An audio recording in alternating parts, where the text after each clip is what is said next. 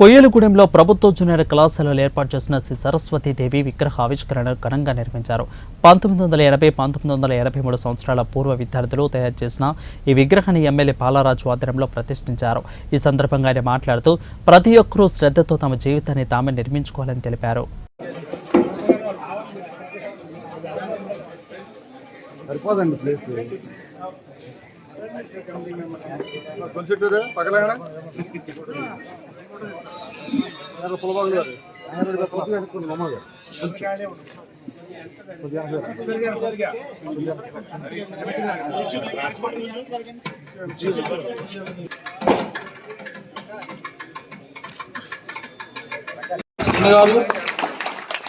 పిల్లాటి దీక్షితులు గారు పూల బొకేతో సత్కరించి కూర్చోబెడతారు.